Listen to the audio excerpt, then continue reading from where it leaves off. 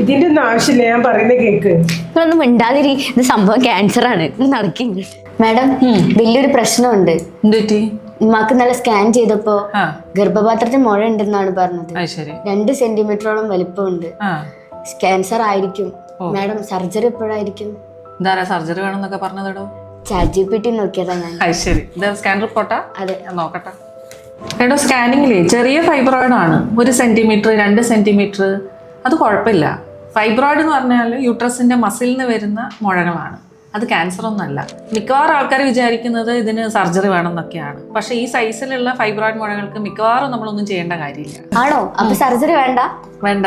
പീരീഡ്സിന്റെ ടൈമിൽ കൂടുതൽ ബ്ലീഡിങ് ഉണ്ടാവുക, അല്ലെങ്കിൽ വയറുവേദന ഉണ്ടാവുക, അല്ലെങ്കിൽ വലിയ മുഴ ഉണ്ടാവുക, അല്ലെങ്കിൽ പ്രഗ്നന്റ് ആവാൻ എന്തെങ്കിലും ബുദ്ധിമുട്ട്, അങ്ങനെ എന്തെങ്കിലും ഉണ്ടെങ്കിൽ മാത്രമേ സർജറിന്റെ ആവശ്യമുള്ളൂ. അപ്പോൾ ഈ ലക്ഷണങ്ങളൊന്നും ഇല്ലെങ്കിൽ 6 മന്ത്സ് കൂടുമ്പോൾ 1 ഇയർ കൂടുമ്പോഴോ ഒന്ന് റെഗുലറായിട്ട് സ്കാൻ ചെയ്ത് നോക്കിയാൽ മാത്രം മതി, ഫൈബ്രോയിഡ് വലിപ്പം വെക്കുന്നുണ്ടോ എന്ന് നോക്കാൻ. ഓക്കെ.